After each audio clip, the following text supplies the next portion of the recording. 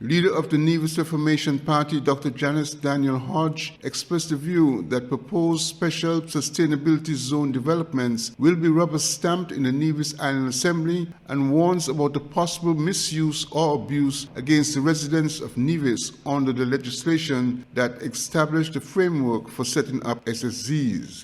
Addressing the attendees of an NRP-organized protest rally at the DR Walgren Plaza, downtown Charlestown, Dr. Daniel-Hodge was very critical of the legislation and its potential negative impact on the island and a general mistrust of the CCM-led administration and its Premier, Mark Brantley.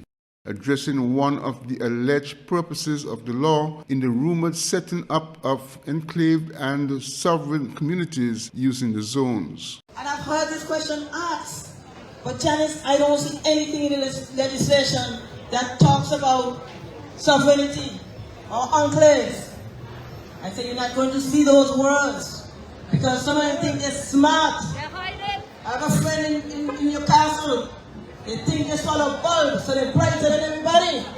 So they're not going to put it in the legislation, but they're going to put it in the development agreement. And what happens with the development agreement? There's no provision for public consultation. So they say, oh, they're going to take it to the legislature. But who's in charge of the legislature? Who has the majority control in the legislature? So I am telling you, any SSZ that moves forward is just going to be rubber stamped by the Premier every step of the way. We cannot afford for this to happen. We cannot afford for this SSZ legislation implemented in Nevis. We must stand up and say no. Imagine if over there they're going to have 10,000 people. You see how soon we could become the minority in the land of our birth? Can we afford a situation?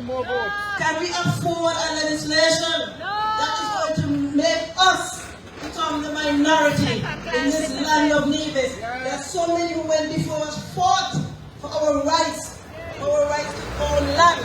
We cannot afford for this legislation to go forward.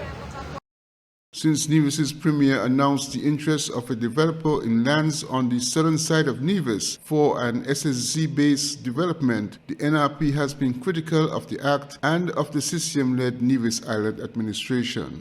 Glenn Bart reporting for SK Newsline.